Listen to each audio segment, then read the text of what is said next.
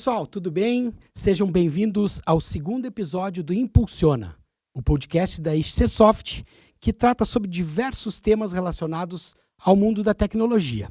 E hoje nós traremos insights sobre marca, branding e os resultados que o branding e a marca podem trazer para o seu negócio e a sua empresa.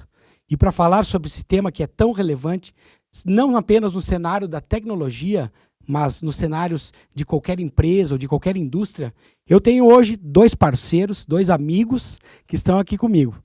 Apresento para vocês então o Pablo Frandoloso, publicitário, especialista em branding, mestre em design, professor universitário e também líder e diretor de estratégia da Chaminé Branding. Pablo, obrigado pela presença.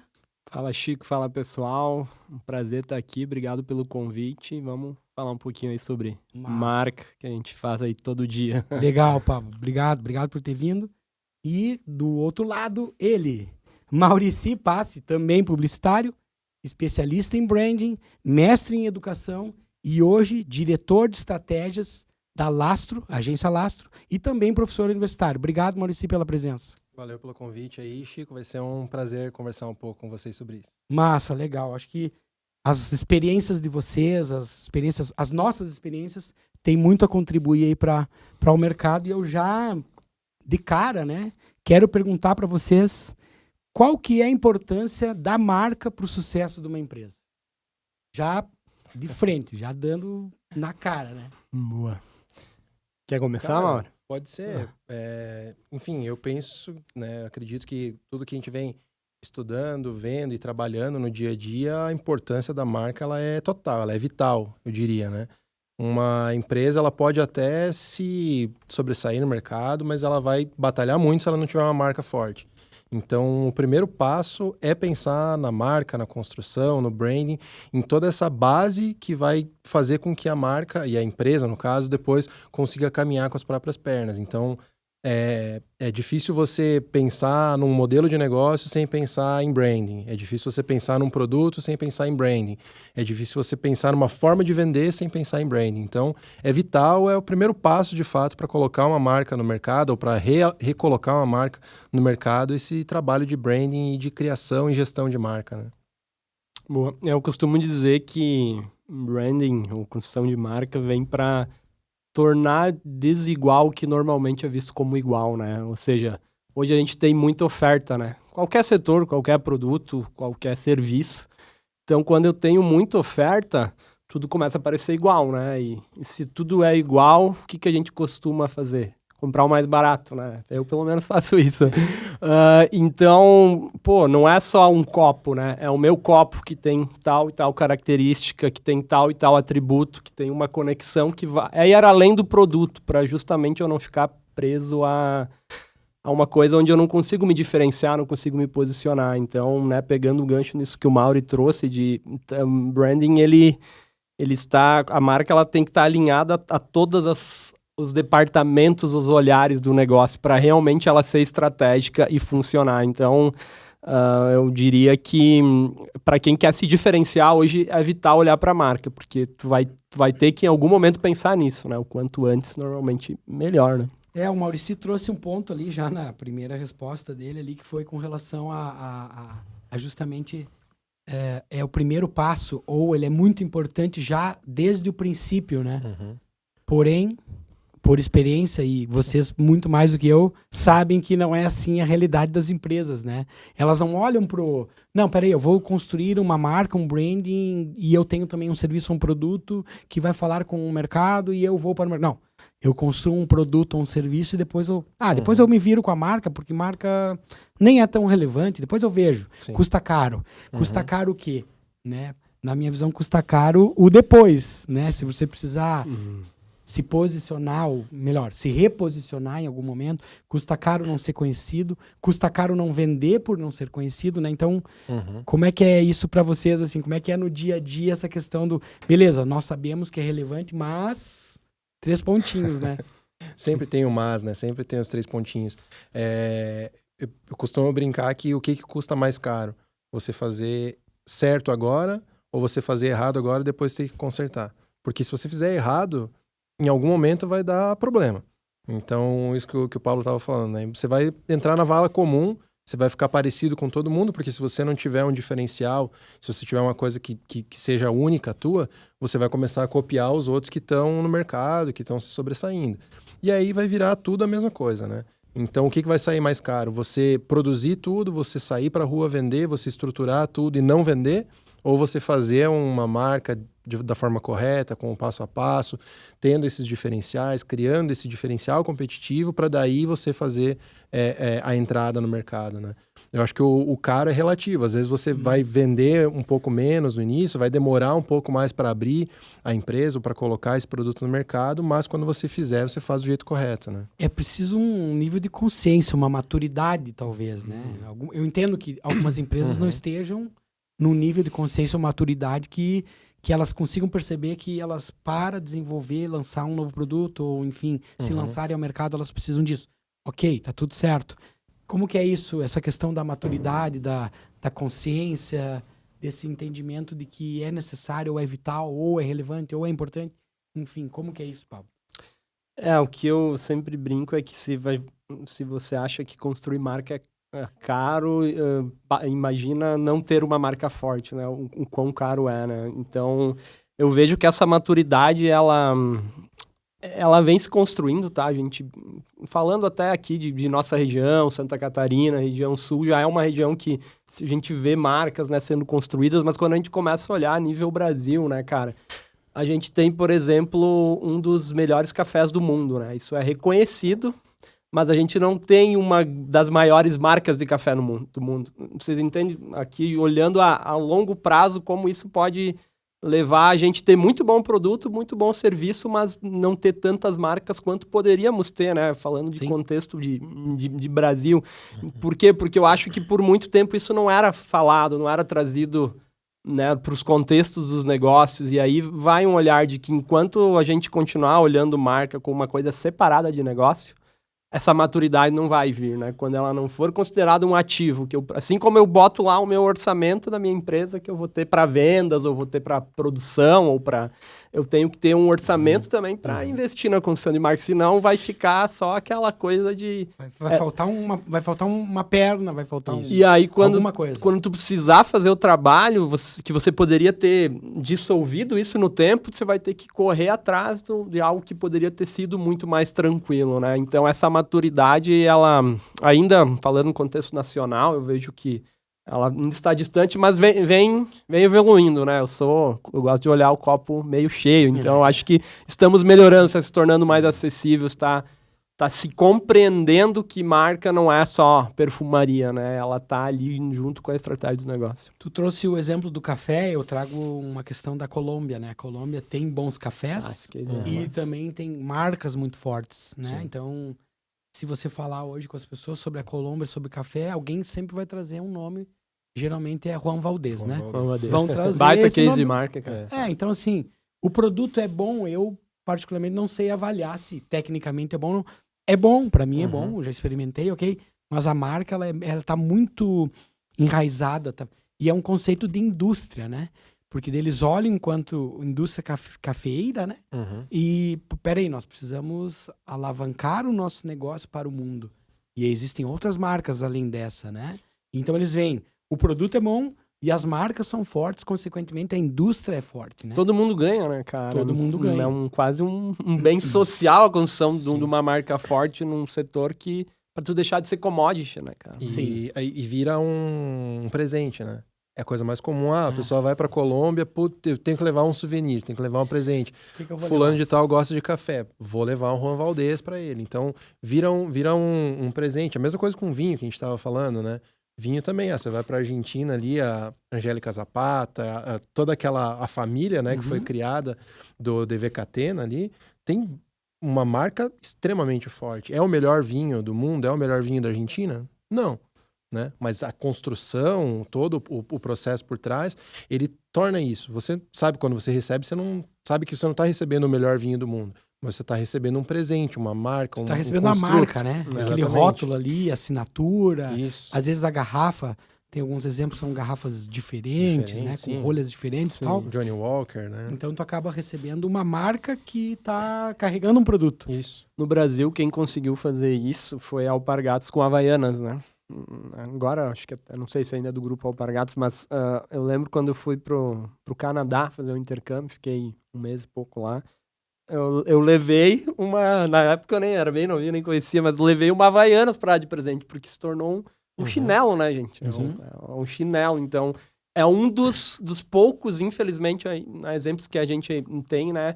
Por isso eu acredito muito, a hora que o Brasil, né, as indústrias, as empresas brasileiras começarem a virar essa chave, a gente vai começar a ser cada vez mais relevante, porque a gente tem tudo para fazer isso, só tá faltando conectar esses pontos aí, cara. E aí que tá, eu acho que a parte legal da marca, de trabalhar com marca, é que você não precisa ter um produto super inovador, você não precisa ter um produto super tecnológico que vai mudar toda a vida da pessoa para ter uma grande marca.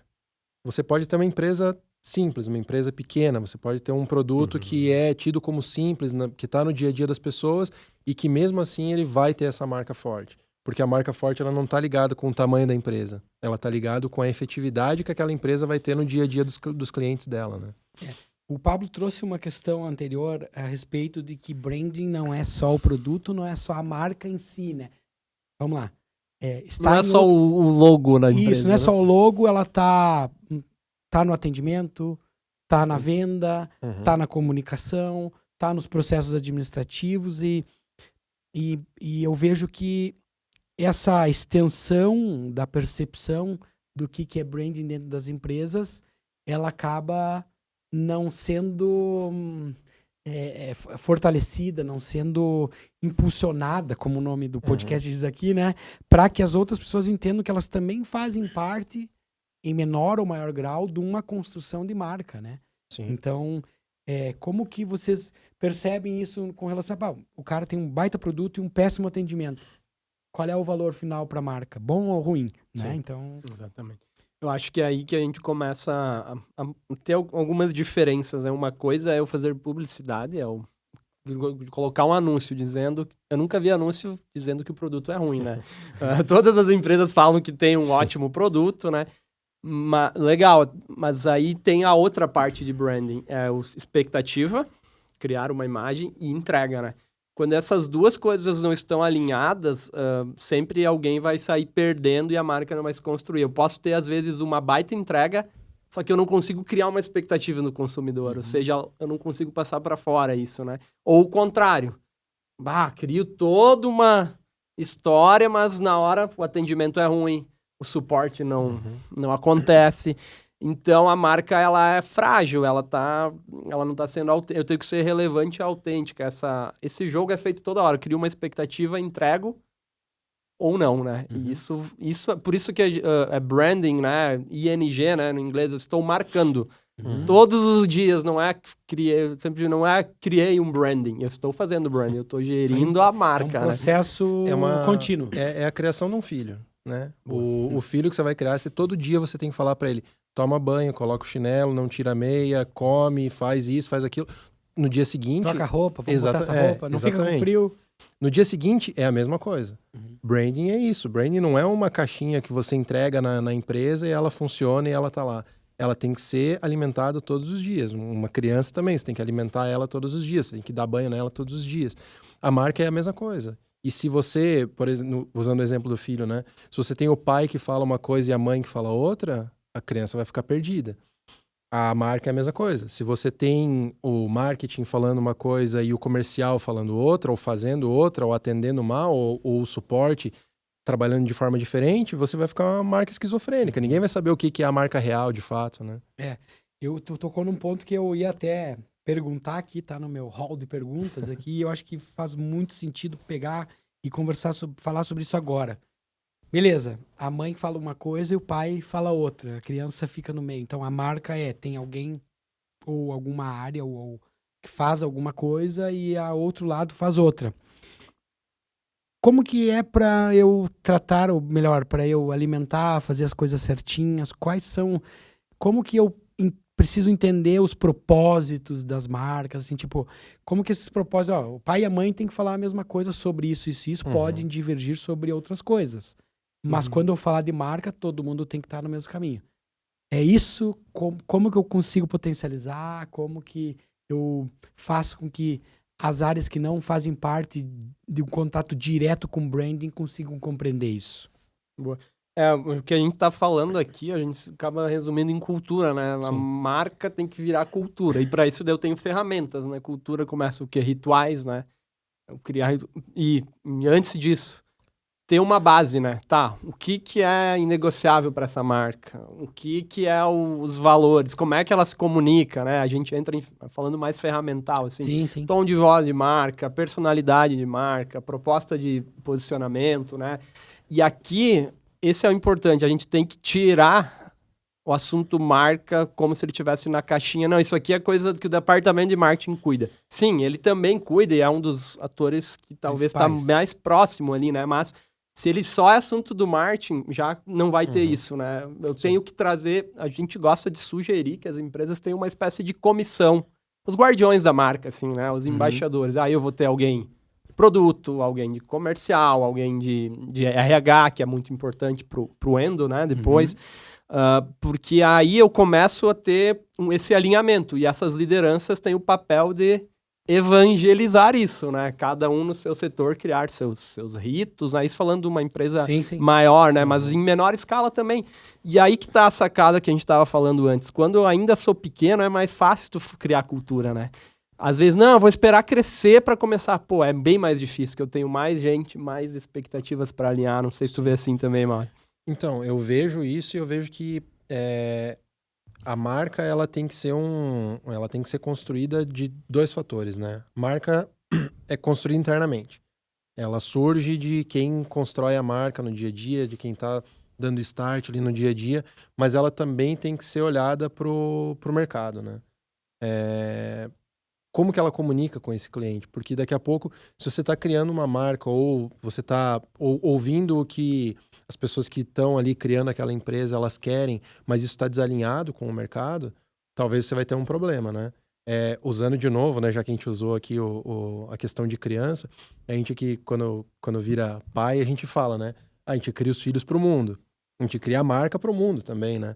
Então, sim, eu concordo plenamente que tem que ter esses ritos, tem que ter esse alinhamento interno junto com o RH, junto com todas as áreas, né? Porque a marca e o marketing ele é muito importante para ficar só num setor, ele tem que estar em todos os setores têm que fazer parte, têm que construir isso, mas a gente também tem que olhar para mercado, para público, né? Como que isso vai funcionar do lado de fora.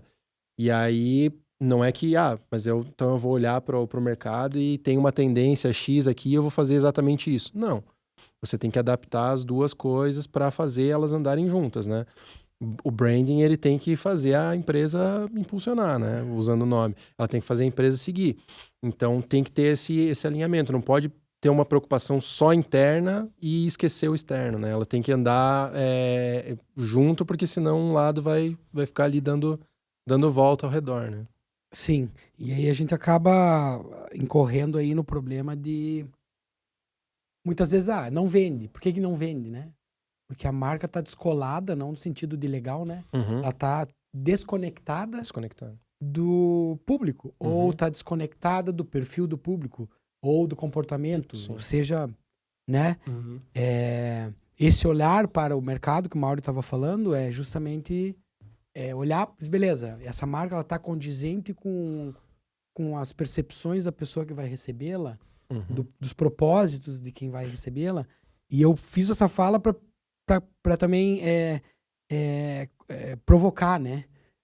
Como as empresas olham os seus propósitos, os propósitos dos seus consumidores finais ou seu público final, né? O que eu entendo? Entendo que sim, hoje existe essa evolução, o Pablo falou, nós vivemos isso aqui na SCSoft, mas eu vejo que em muitas empresas ainda o propósito da empresa não tem relação com o propósito de para quem ela quer vender. Como é que vocês enxergam isso e o que vocês têm vivenciado no mercado hoje em relação a isso? É que eu acho que às vezes a empresa não entende o que é um propósito, né? Porque é vender. Claro, né? Todo negócio é criado porque precisa vender, precisa ser sustentável financeiramente e dar retorno, né, aos acionistas. Mas isso é o básico, né? Se não é para isso, não é uma empresa, é qualquer outra coisa. Eu acho que propósito tem a ver com isso de que valor eu estou entregando, que problema eu estou resolvendo. E não é poesia também, que alguns levam para esse lado. É proposta de valor. O que eu resolvo de problema de uma forma que faça o cara comprar de mim? Porque, como eu falei antes, eu tenho várias opções ali, né?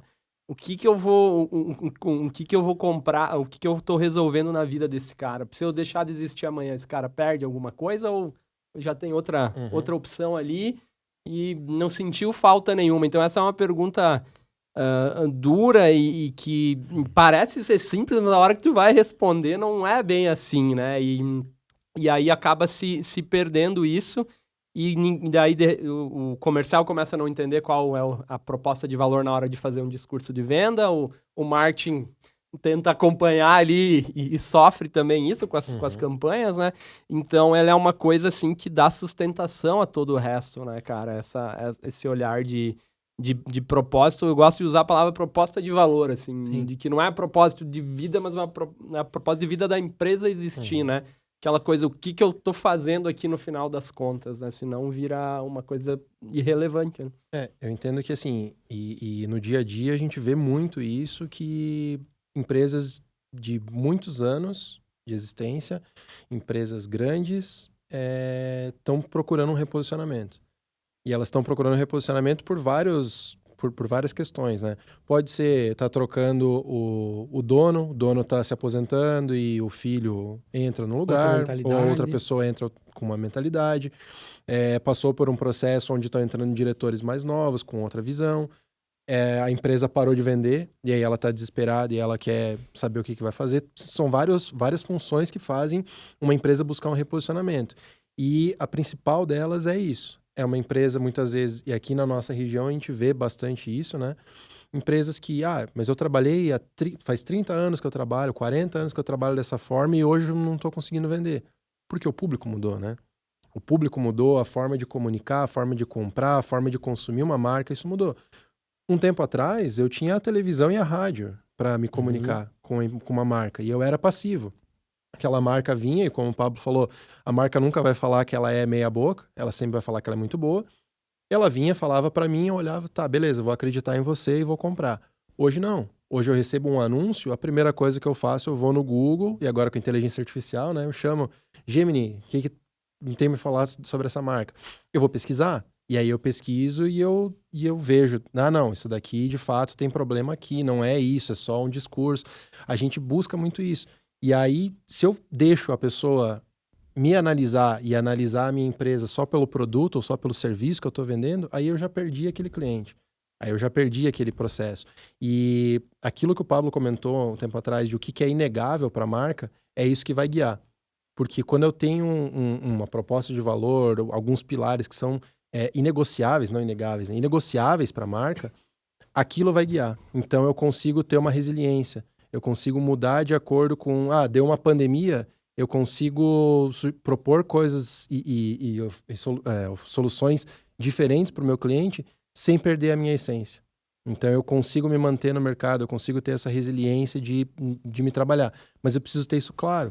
Se eu entro no mercado só porque eu quero vender, porque eu vi uma oportunidade de mercado ali, a partir do momento... e a gente vê isso, né? Cada ano é uma coisa diferente. Foi, sei lá... paleta mexicana, churros gourmet, donut. Foram várias ondas ali, citando comida, né? Que cada ano era uma coisa diferente, que daí beleza. Acabou aquela onda lá e agora eu tenho uma paleta mexicana, vou fazer o quê? Vou começar a vender o quê agora, né? Vender como picolé daí agora. Isso, agora daí pra... é picolé. Exato. Aí pra onde o vento bate, eu vou. Quantas dessas marcas permaneceram, né? Exato. Então, tem um cuidado, né? Interpretar uma tendência e de fato só seguir uma onda. Né? E tem outros cenários, né? Tem, por exemplo, açaí. Sim. Né? Tem, sei lá, tem outras tantas tendências, né? Que acabam, beleza, elas vêm... Metaverso. Tem um boom, o metaverso. Second Life, para quem é mais antigo, também teve Second Life, né? Elas vêm, elas estão em movimento, elas vêm, fazem um processo de desenvolvimento, crescimento de mercado e algumas vão se manter. E esse em se manter está muito diretamente relacionado a essa construção de marca, essa construção de branding. Porque por exemplo, eu ir lá e no boom do paleta mexicana, eu ir lá abrir a paletas do Chico sem propósito, muito provavelmente eu não estaria, ou a minha empresa não seguiria por ela não ter um propósito. Ainda que não exista um boom, né, existem as paletas mexicanas. Eu encontro, eventualmente, elas estão aí ainda, Sim. né? Elas tiveram que se reinventar, por exemplo, né? Pegar esse case porque foi falado. Teve uma série de aberturas de franquias e tal, depois tudo Foi um desastre. desastre, né? Ok, estão sobrevivendo, só que antes umas quantidades outras morreram, pararam no caminho. Mas elas se mantiveram, tanto que nós lembramos delas. E nós lembramos por quê? Né? Nós lembramos por causa dessa... É que não é um problema você seguir uma tendência. Você pegar uma tendência, algo que surgiu, e você aproveitar ela. O problema é você olhar para uma tendência e falar, eu vou para esse lado aqui. E aí eu não sei o que vai acontecer no ano que vem. Vem outra, eu vou E aí pro vem outro lado. outra, eu vou para outro lado. Daí eu tô sempre correndo atrás da roda. O branding, ele ajuda você a aproveitar, você tem uma marca forte, ajuda você a olhar para uma tendência e falar, posso aproveitar essa tendência sem abrir mão de todo o resto, ou, e o melhor, eu criar uma tendência, né? Sim, eu isso criar um mercado, eu criar uma possibilidade de pegar... Bom, então as pessoas elas estão gostando muito desse tipo de produto ou desse tipo de solução. Vou oferecer isso para elas.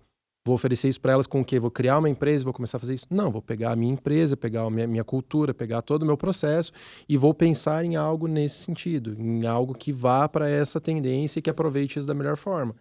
Senão, eu tô dando chute no escuro cada vez, né? Porque uma tendência ela pode se concretizar em um lugar e numa outra região não. Exato. Eu acho que uma boa metáfora que eu gosto de usar é com uma pessoa, né? Quais as pessoas que a gente mais confia?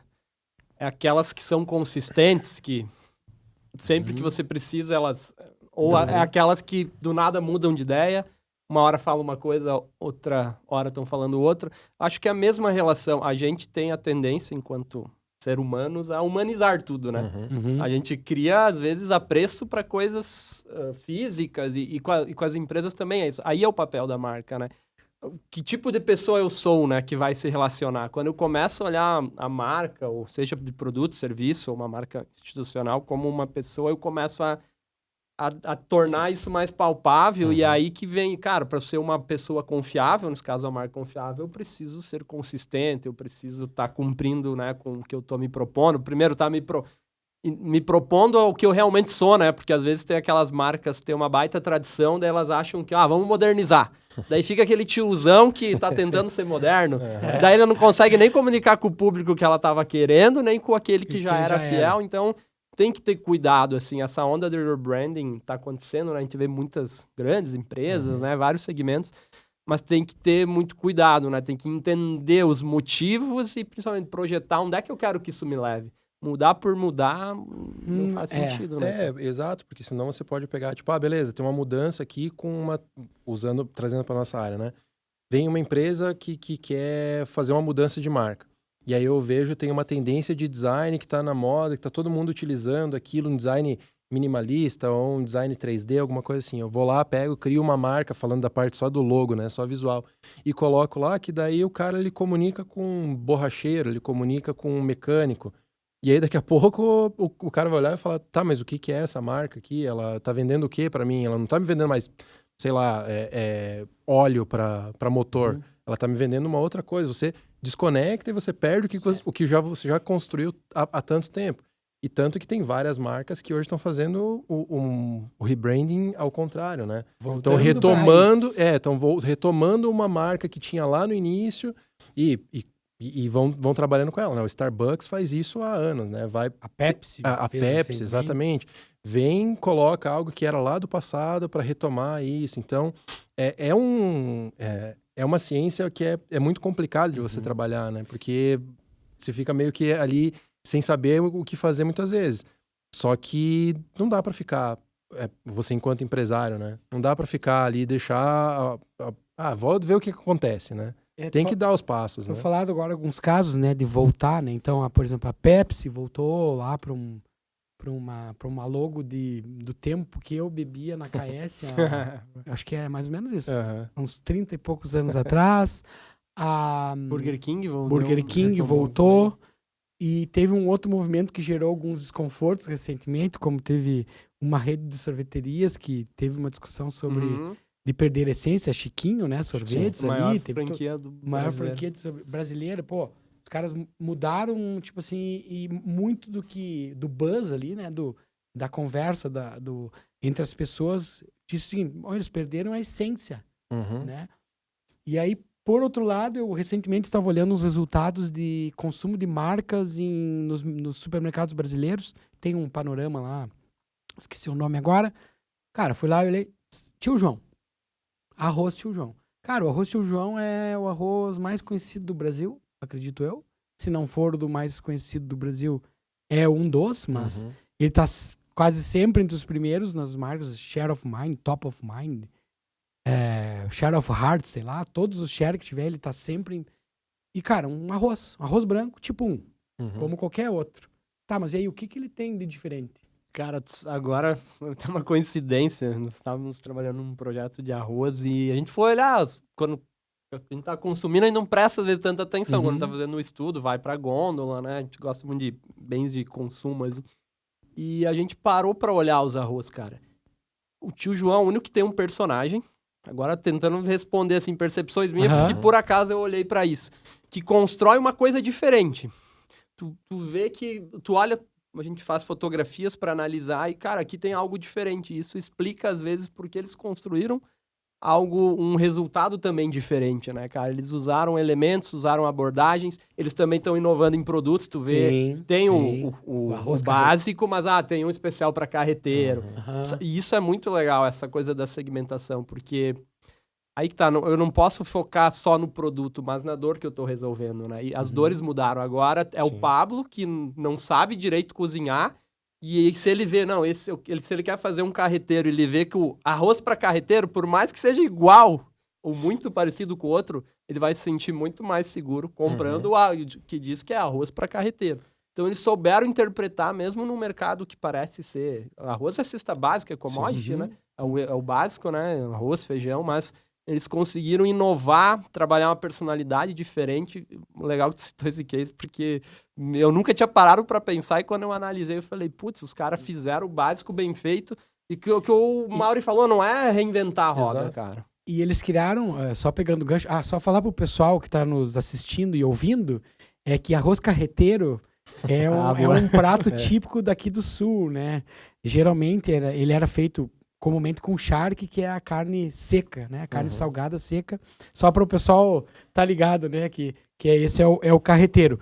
E eles têm o arroz de arbóreo, né? Para fazer risoto, que é parecido com o carreteiro aqui no... Mais chique, né? Mais chique. Eles têm uma série de outros tipos de arroz ali, embalagens diferentes. A do arroz branco continua igual, desde que eu me lembro. E aí eu pego uma fala do Mauri. Eu não fui olhar, porque esse exemplo me veio à cabeça agora, mas eu acredito que eles criaram tendência. Por quê? Porque depois deles vieram outros arroz tio alguma coisa. Sim. Veio o tio A, o tio B, o tio C. Não posso afirmar, mas desde que eu consumo arroz, eu me lembro de falar dessa marca. E aí vieram outros. Então, isso é muito legal porque, cara, é um arroz. Arroz todo mundo come. Sim. Geralmente se compra por preço, né? Mas tem pessoas que são apegadas. Às vezes a gente tem um preconceito de achar que a pessoa, às vezes, por ter talvez uma realidade, um poder aquisitivo menor, não olha para a marca, sabe? Eu tava estudando sobre isso porque é justamente, às vezes, esse público que tu fideliza muito. Cara, eu comprei esse arroz, ele funcionou para minha família, eu não vou arriscar errar, né? Eu tenho o meu orçamento ali. Claro, o preço aí é um outro parte do mix ali, né, de marketing, de estratégia, né, de negócio, mas, cara, você não pode subestimar o público no sentido, não, faz aí qualquer coisa, porque os caras só... Se tu for para esse lado, tu já tá desvalorizando teu próprio produto, né, ou serviço que for. Então, essas armadilhas, às vezes, que são coisas que a gente coloca na mente que precisam ser revistas se a gente quer realmente construir marca e ter os resultados que essa construção dão, né? com o tempo. E aí que às vezes é complicado, né? Porque daí quando esbarra nessas outras coisas de você degradar o teu próprio produto. Às vezes você tem um produto muito bom, mas daí por, sei lá, 3 centavos a menos que você conseguiu na negociação com o cara da embalagem, você ferra o teu produto porque você coloca uma embalagem no mercado que visualmente a pessoa vai olhar e falar, tem 2 embalagens ali, uma do lado da outra. Você olha uma embalagem e você fala, mas essa daqui acho que é pior, porque não sei, mas parece ser mais frágil, parece ser... E às vezes o cara acha que ele tá ganhando porque ele economizou 3 centavos lá por embalagem na produção. Sim. E eu acho que esse ponto é bem legal, porque daí eu vou fazer uma pergunta para vocês, porque é uma coisa que eu falo, às vezes, eu escuto, uso até como ditado, às vezes, no dia a dia, que é o seguinte: a embalagem vende ou importa o conteúdo? Né? Não é bem esse o ditado, mas assim, tá, o que vende mais, a embalagem ou o conteúdo? Ou não importa a embalagem, o que importa é o conteúdo? Ou sim, importa a embalagem? Essa é uma discussão, acredito que ela possa ser válida para alguns mercados, a embalagem realmente fazer sentido, para outros nem tanto. As percepções que já tive em relação a isso, até realizando algumas pesquisas no mercado mesmo, de fato, é tipo assim, alguns rótulos, por exemplo, de vinho, eles fazem a diferença na percepção da compra. Total. Sim. O Pablo falou há pouco, tem a outra parte lá do mix, do arroz, né, do produto, do preço e tal. Então, esse marcando, ele é um marcando que envolve muitos fatores, né? Envolve... agora falamos do café lá no início. O café subiu o preço significativamente. Sim. As pessoas estão mudando os seus hábitos em função do custo do café. Então, por exemplo, já surgiram cafés que são chamados cafés fake, né? Que não é bem um café. Uma bebida sabor café. Então, mas o quê? Para adequar... Alguém está vendo a oportunidade, esse produto talvez não era vendido, ou tinha pouca. Alguém viu, beleza, uma oportunidade gerada por fatores macro que está fazendo o consumo das pessoas, o modelo de consumo das pessoas mudarem. Vou ofertar aqui, então, uma bebida que não é café. Então, essa construção de marca, de preço, de produto... O Mauri falou agora da embalagem, do custo da embalagem, da distribuição, né? Isso acaba sendo também o composto do branding como um todo, né? Sim, e assim, usando o mesmo o café, né, como exemplo, mas indo pro lado contrário do teu exemplo, surgiu a bebida sabor café para você conseguir ser mais barato. Mas, ao mesmo tempo, as marcas de café, elas começaram a ver que hoje, esse café de mercado, o Melitão ali, né, o Três Corações, ele tá basicamente o mesmo preço de um café gourmet, um café especial. Então, você tem outras marcas que estão trabalhando, estão olhando e falando, no comparativo, vai pro café especial. E aí, elas estão trazendo isso pro mercado. Então, se a gente for olhar, usando a Três Corações, né, a Três Corações fez um movimento muito bacana um tempo atrás, quando eles com um café solúvel. Café solúvel, todo mundo pega ali, aquele café para fazer batido ali, para tomar em casa, né? E eles lançaram um café solúvel gourmet, com uma marca Portinari. Então, é uma embalagem diferente, um vidro diferente, que tem uma arte na frente ali, no rótulo. Então, você olha aquilo, te chama a atenção. E aí você vai olhar o preço não tem tanta diferença. Então, você olha e fala, vou testar, né? Então, quando testa, daí você sente, né, uma diferença. Mas indo para tua pergunta ali, a embalagem, ela vende muito. A embalagem vende muito. O ditado é o que importa não é a embalagem, é o conteúdo. Esse é o ditado. Mas é aí que tá. É aí que tá. Por isso que a gente falou antes que todas as áreas, elas têm que estar andando juntas, né? Não adianta você fazer uma embalagem muito bonita e teu produto ser horrível, né? Você vende uma vez só, né? É o expectativa e entrega, expectativa e entrega, exatamente. né? E eu acho que isso, a gente tá falando aqui de produtos mais físicos, né? Café, arroz, mas isso vale para serviço, isso vale para cidades, isso vale para pessoas. Por quê? Porque a gente consome percepção, nós somos seres preconceituosos, não no sentido... Sim. Ou discriminar alguém, mas a gente cria uma preconcepção antes de eu chegar no conteúdo. Por isso que as duas coisas são importantes, mas a primeira, então, como eu me visto, como eu me falo, como eu coloco enquanto pessoa, eu tenho tatuagem ou não tenho. Tudo isso está passando mensagens e as pessoas estão criando aquele... E daí as coisas vão se ressignificando, né? Uma vez tatuagem podia ser uma coisa bem negativa, hoje não. Hoje é moderno, cara. Para algumas áreas, às vezes, até legal, né? Vou contratar, tô abrindo um bar, vou contratar um arquiteto pra fazer um negócio diferente. Ele tiver umas tatuagens ali na reunião, eu vou pesar para fechar com ele. Então, todo momento, a gente tá comprando mais o que a gente percebe do que realmente é as coisas. Porque, eu posso gostar de tomar cerveja. Mas eu não sou um conhecedor... Tem alguns que são, aí é um ultra nicho, né?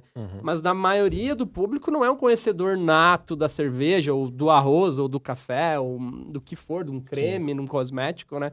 Então, o consumidor, ele nem tem capacidade para julgar muitas vezes, né? Então, o que você constrói tem muita importância, mas tem que usar inteligentemente, né? Por isso que eu acho que a escolha aqui é ser intencional ou não. Eu vou definir o meu preço com intencionalidade, eu quero posicionar... Daí vem o tal do posicionamento. Nada mais do que isso, eu tomar decisões estratégicas em todas essas áreas, com foco onde é que eu quero estar no mercado, não a Deus dará, né? Olha, eu quero me posicionar como premium, então, o preço eu vou ter um markup maior, mas daí eu vou investir numa percepção. Não, eu quero ser popular, aí eu reduzo o custo aqui e ali. Então, eu acho que tudo começa com a intenção, que é de que público eu quero e desse público, que escolha eu quero ser ali na ordem do dia, né? E aí entram coisas... Antes eu tinha pensado nesse exemplo, quando a gente estava falando sobre rebranding, né? Eu acho que o rebranding, o que mais deu o que falar, mais chamou atenção nos últimos tempos, foi a da Jaguar, né? A Jaguar, quando mudou a marca, foi uma revolução, né? Tinham pessoas que queriam ir lá e queimar a sede da Jaguar ou a sede da empresa que trabalhou o rebranding. Mas aí que tá, qual que é a intenção deles, né? É ir para um super luxo, que vai ser um carro, que vai ser quase uma obra de arte, que poucas pessoas vão ter, porque a Jaguar já não estava vendendo tão bem nos últimos anos. Como né? ela estava, né? Como ela estava. Então, vamos manter aqui vendendo só isso daqui não mantém a empresa. Mas quando eles fazem essa mudança, é aquilo, eles perdem grande parcela do cara que era mais raiz lá, que consumia Jaguar por ser... por toda a aura que a marca tinha, né?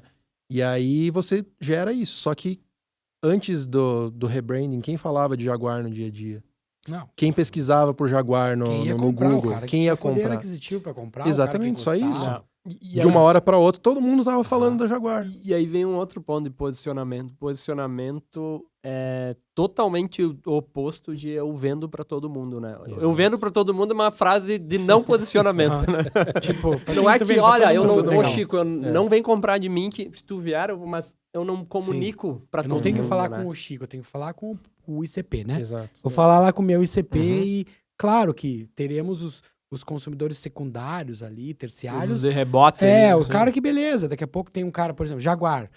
Cara, eu não sou um cara que curto Jaguar, né? Ou o cara lá não tem grana pra comprar, mas ele aspira a ser Jaguar um dia, né? Então, legal. Vai do momento, né? Vai do momento, ele tá ali, ele vai buscar, né? Ninguém falou, mas aí a hora que trocou, mudou a marca, meu Deus. Virou uma discussão frenética, né? Porque tem um grande risco de tu ficar em cima do muro, que aí tu não vai ser lembrado em nenhum momento. Exato, quando o cara tá iniciando a carreira, quando ele já tá estabelecido, porque tu simplesmente fica genérico, assim, sem uma conexão direta, e aí tu corre um sério risco, né? Trazendo um pouco pro lado da tecnologia agora, aproximando um pouco do mercado de tecnologia, como é que vocês estão percebendo a questão das empresas de tecnologia e das marcas? Como que vocês entendem, por exemplo, a construção das grandes marcas de tecnologia e das marcas que vocês convivem, conhecem hoje?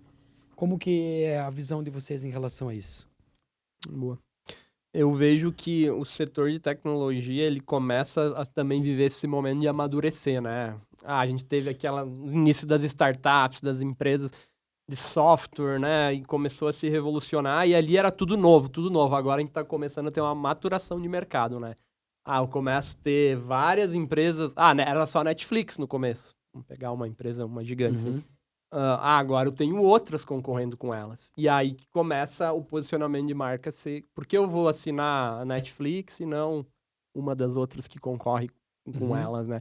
Então, quando eu começo a chegar nesse ponto, eu vejo que as empresas de tecnologia estão começando a ter que olhar mais profundamente para a construção de marca. E tem um pouco disso, né? Uma tecnologia, eu não compro tecnologia por tecnologia. Eu compro tecnologia para alguma coisa, né? E normalmente é emocional, né? A gente tenta trazer coisas racionais mas é alguma dor que eu tô sentindo, alguma coisa que me move. Então, saber conectar lá o 01, os códigos a um impulso humano, a uma necessidade de consumo, seja para uma empresa, isso é no B2B também, né? Não só B2C, né? Netflix é B2C, mas porque a gente às vezes não para pensar, mas para mim o B2B, o B2C é tudo P2P, pessoa para pessoa, né? Porque sempre tem uma pessoa lá. Tem um gerente de compras lá da empresa que tem uma dor, né? Consultor. Então, eu acho que as empresas de tecnologia, elas estão começando a virar isso, e a gente tem bons exemplos de construção de marca, né? Sei lá, Airbnb, vamos pegar aí em tecnologia aqui. O modelo é bem disruptivo, mas eles começaram a construir marca, não só oferecer um produto bom, né? E pensar mais na experiência, pensar em ações. Então, eu vejo que essa virada, ela já começou a acontecer, assim, cara. E ela é uma empresa de tempo curto que já fez um rebranding, né? Fez. Fez um rebranding. Principalmente porque nessa lógica de tecnologia, você tem as rodadas de investimento, né? Então, tem os momentos. Tem o momento de eu validar produto, aí tu tem que entender onde é que tu tá. Não, tô validando o produto. Aqui o foco é acertar, fazer as coisas estar funcionando, ver se há demanda. Mas chega um momento, agora eu tenho que começar a ganhar escala, depois chega um momento que eu tenho que me consolidar, me proteger de concorrentes. Então, identificar esse momento para saber qual dos ingredientes de branding que tu tem que colocar ali na tua receita, acho que é importante. Eu acho que na tecnologia, mais do que em outras áreas, tem esse processo de ter muitos fornecedores para a mesma coisa. A gente falou do Airbnb, da Netflix. Surgiu uma ideia inovadora, um negócio disruptivo. Vai dar um mês, vai ter 50 concorrentes. É muito fácil de copiar. Você faz engenharia reversa ali, entende como que faz a codificação, qual que é a ideia, lança alguma coisa com algo diferente, com um ponto diferente. Então, na tecnologia, a marca ela é ainda mais importante. E aí, para mim, não só para mim, né, mas para muita gente, a Apple é o principal exemplo disso, né? Por que as pessoas continuam comprando? Por que é ano sim, ano não, ou ano sim, ano também a marca mais valiosa do mundo? Não é pelo produto. A Apple deixou de ser a empresa mais inovadora, de entregar tecnologia mais inovadora há muito tempo. Então hoje Samsung e as outras marcas, elas competem de igual para igual, talvez até melhor, né? Mas entra o lance da percepção. A Apple, ela não se comunica para qualquer tipo de pessoa. Ela se comunica para um tipo específico de pessoa. Você vê cada vez mais pessoas usando. Mas ela tem isso.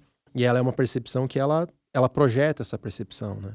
Então, quando você conversa com uma pessoa que é Apple maníaca, que tem vários produtos da Apple ali, mas você não podia ter comprado um celular mais barato? Podia, mas daí ele não vai comunicar com o meu computador, ele não vai comunicar com o meu relógio. E assim, a Apple passou por todos esses processos, né, de construção de marca e tudo mais. Então, as outras empresas de tecnologia, elas têm que pensar nisso. Porque daqui a pouco, assinei um plano freemium lá, né? Vou testar por 7 dias e daí depois eu vou colocar isso no mercado. O que eu mais vejo de empresas é isso. Eu consigo ter muita gente testando meu produto, mas eu não consigo efetivar a venda. Por quê? Porque quando ela precisou de um suporte, ela não conseguiu. Porque quando ela precisou tirar uma dúvida, ela teve que entrar num chat, daí tinha um robô de resposta que não deixava ela conversar com alguém ou demorou muito. Então, assim, é aquilo, né? Às vezes a tecnologia ela é muito boa, a codificação que você comentou é muito fácil. Só que todos os outros pontos de contato com a marca, eles também são importantes. Então é muito necessário, porque, beleza, testei 7 dias aqui um CRM, não funcionou, vou testar outro, vou para outro. É muito difícil ter uma fidelidade, né? E o não funcionar não está diretamente e apenas ligado ao software em si, mas Exatamente. É todo o composto da venda. É isso aí, são pessoas, né? Isso. Beleza, falou de CRM ali, não funcionou em 7 dias, por quê? Ou porque a ferramenta não é adequada ao que a minha dor, ou é porque em algum momento do processo eu precisei de alguma coisa e eu não fui atendido porque eu estava no plano freemium. Isso. Não, beleza, é freemium, então você não tem nem nada aqui que eu possa fazer por você até você contratar, né? E aqui só, Chico, Claro. A embalagem aqui também funciona, né? Total. Porque, cara, eu vou testar um CRM de novo. Aí, beleza, eu vou lá, contrato, crio a minha conta. Quando eu entro na conta, o layout é horrível. Ele não é, eu tenho dificuldade para conseguir, não é pensado no UX, UI, né? Eu não consigo achar os botões, eu não consigo achar as funções, eu não consigo fazer isso, eu não consigo fazer aquilo, eu preciso ficar indo na ajuda toda hora. Cara, isso é embalagem. Eu olhar, é o que o Pablo falou, a gente é visual, né? A gente cria vários preconceitos. Então, porra, entrei no site, o site não é bonito, não tá bom. Cara, eu vou tentar, aqui eu não tenho tanta confiança, não tenho tanta segurança naquilo, né? Às vezes o outro produto não é nem tão bom, mas ele é mais fácil de usar, ele é mais bonito, ele é mais agradável ali, né? E a gente tem um case que ele é um prato cheiaço, que é o Nubank, né? Sim. Cara, o meu pai Sem hoje usa Nubank, né? Então eles fazem, por exemplo, fizeram campanhas provocando os bancos a serem mais transparentes. Eles não estavam falando de funcionalidade de produto, eles estavam falando de posicionamento. Eles queriam ser vistos como um banco que é transparente, que é mais próximo, que é amigável. Não é que eles não têm problemas, eles têm, mas eles entenderam o perfil que eles queriam, viram um nicho de mercado e criaram. Eles poderiam ter entrado de diferentes formas, eles entraram com um branding muito redondo desde o começo, que ajuda a captar investimento, falando, né, empresas começando, ajuda a ter maior valuation, ajuda a você crescer mais rápido, né, tua base, que é muito importante quando a gente tá falando de coisas que precisam replicação, né, tecnologia, o legal do negócio que depois que tu acerta, tu replica muito rápido, né. Então, não é que a gente precisa fazer como o Nubank fez, mas tem muitas lições que dá para tirar de cases como esse, como tantos outros que se tem, e trazer pro negócio, né? De ter uma pessoa... Não é... Cara, quem que ia botar um adesivo de um banco no computador ou no celular, né, cara? Eu nunca vi alguém, a não ser que trabalha, né? Trabalho no Bradesco, daí eu botei, né? Trabalha, foi obrigado, né? Eu visto a camiseta e boto adesivo no carro. É o que faz, na tecnologia, é o que faz romper aquele gap, né? Quando você lança um produto, uma marca, tem os early adopters, são aqueles que vão...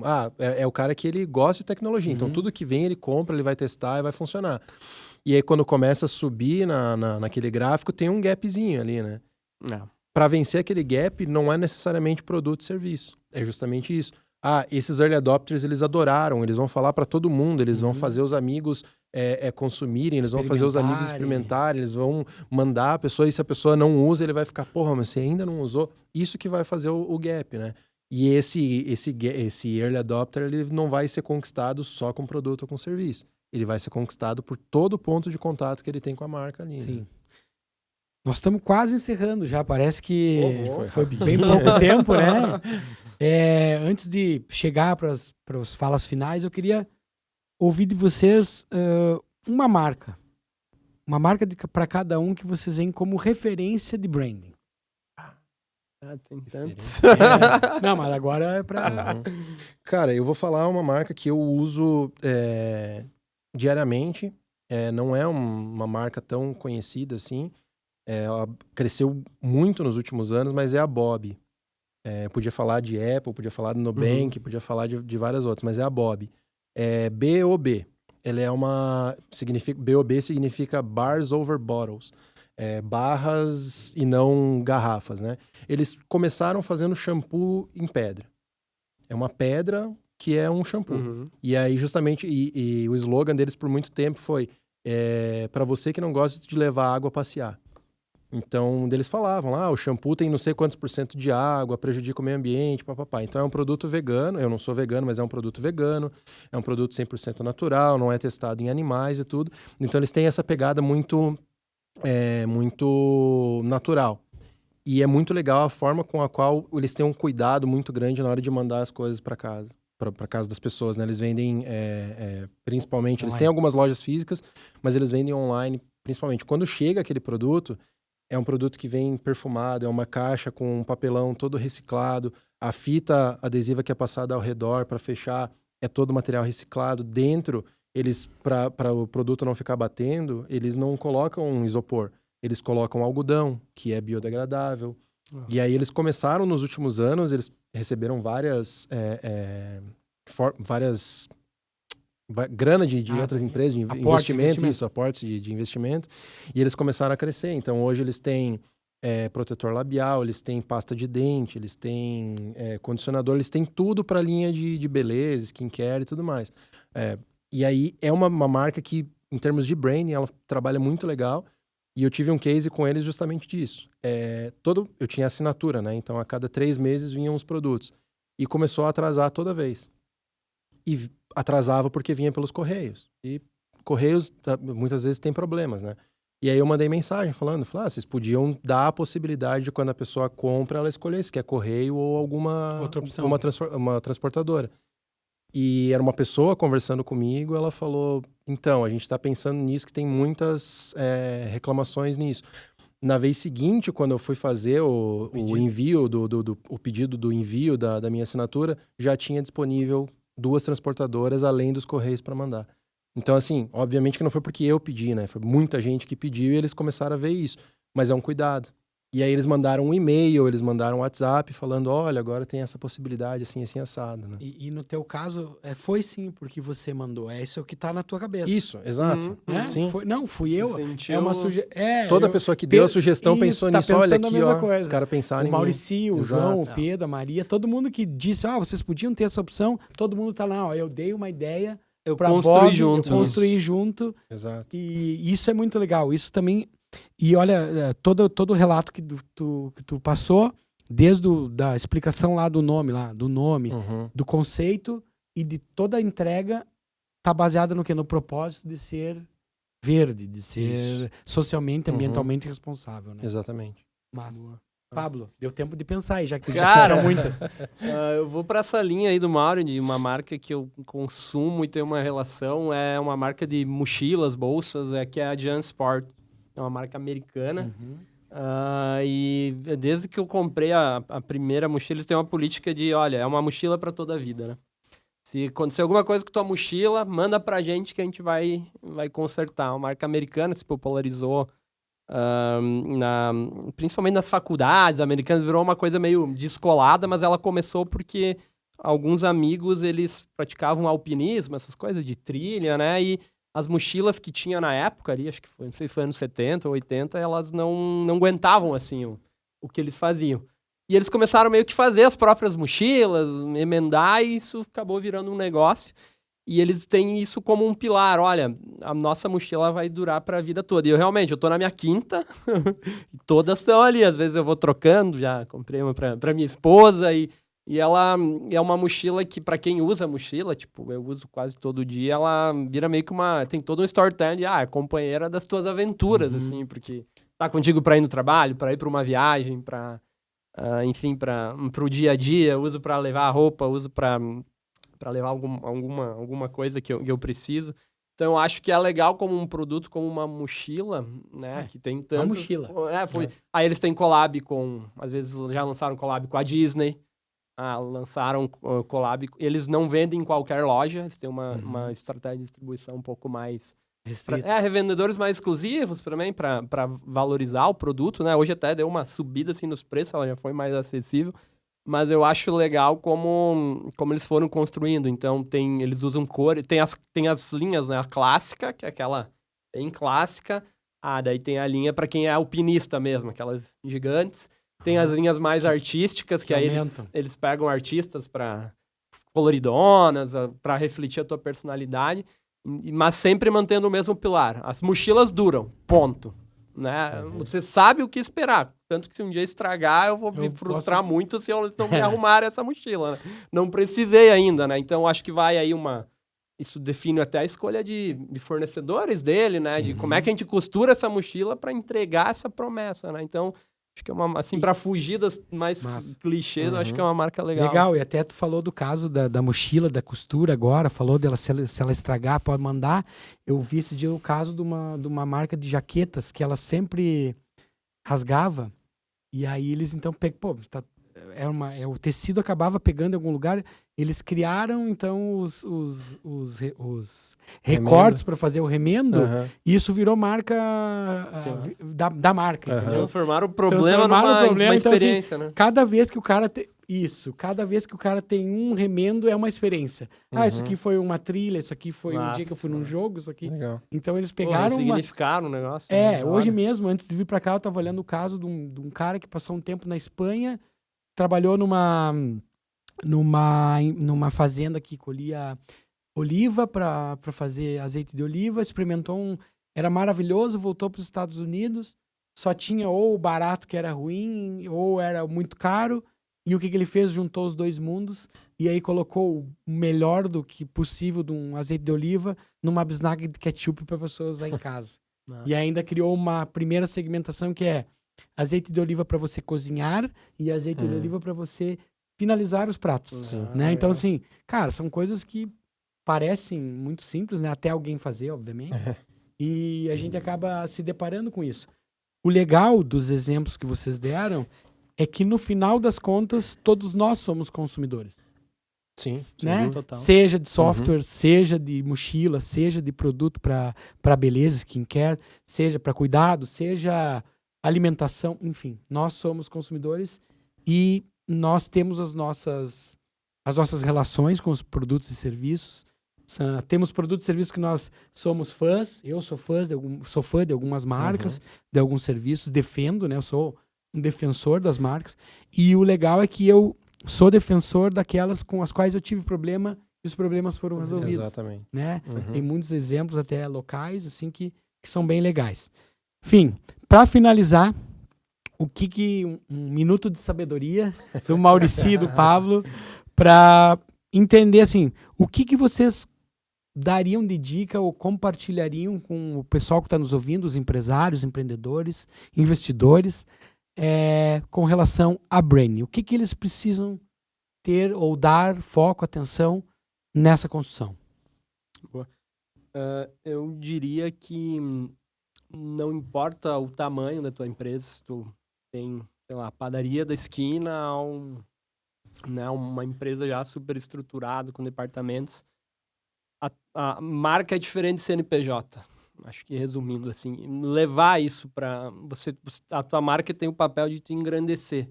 Então começa a pensar da forma que dá, não espera ter todos, o cenário tá perfeito, porque provavelmente ele nunca vai estar, né?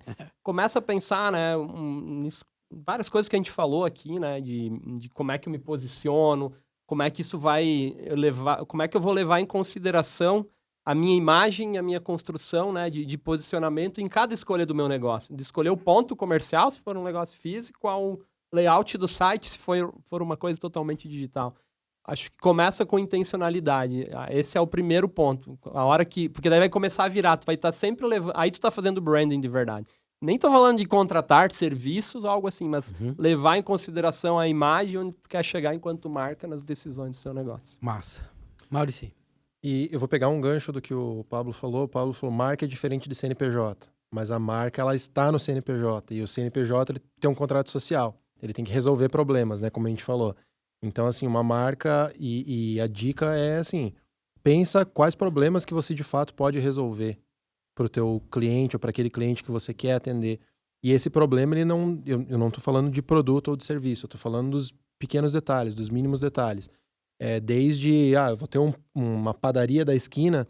Uma padaria da esquina, porra, eu vou entrar lá, um bom dia, perguntar, você lembrar... Starbucks de novo, né? Colocar o nome no copo, porra, olha isso, a grande diferença. Então, não tô falando que tem que fazer isso, né? Mas é o pequeno detalhe. É isso que vai ajudar você a se diferenciar muitas vezes. Então, assim, enquanto branding, enquanto marca, eu sempre penso, você tem que pensar em todos os pontos de contato que você vai ter com o teu cliente. Todos eles são importantes. Se você falha em um, a pessoa ela vai lembrar daquele um que foi falho. E aí, se você não conseguir resolver, é isso que você falou, se você não conseguir resolver, aquilo vai ser um problema. Se você conseguir resolver, você fideliza a pessoa. Isso. Se a pessoa reclamou de algo, você conseguiu resolver, você fideliza. Porque só vai reclamar se quer voltar, né? Então, assim, eu acho que o grande ponto é isso. Organizar a empresa, organizar modelo de negócio, organizar tudo, isso é importante. Mas pensar em como que toda essa marca, todo esse construto que você fez, ele vai resolver problemas dos seus clientes lá na frente. Porque basicamente é para isso que serve, né? Você tem um propósito para resolver uma dor de uma determinada parcela de pessoas. E seguir marcando, né? Sempre marcando momentos, situações. Exato. Isso é um desafio. Forever and ever. Legal, muito bacana. Pablo, obrigado pela presença. Maurici, brigadão também. Obrigado por terem vindo aqui. Chegamos ao fim, então, de mais um Impulsiona, o podcast da SC. Espero que você tenha curtido aí, que esse papo tenha trazido muitos insights, experiências, ideias, para que você possa construir, reconstruir seus negócios, seu produto, seu serviço, para deixá-lo cada vez melhor e, consequentemente, faturar cada vez mais. Não esquece de nos seguir, então, nos canais da XCsoft, @XCsoft, e também nos seguir lá no canal Impulsiona no Spotify para receber os nossos episódios em pronta mão aí, para que você esteja cada vez mais ligado ao universo da tecnologia e que nós possamos impulsionar o seu negócio. Obrigado, galera. Obrigado, gente. Tamo junto, Até valeu, lá. gente. Um abraço. Deixe seus comentários aí, suas angústias, suas perguntas, que nós vamos, à medida do tempo, vamos responder. Obrigado mais uma vez, obrigado pela audiência e até o próximo.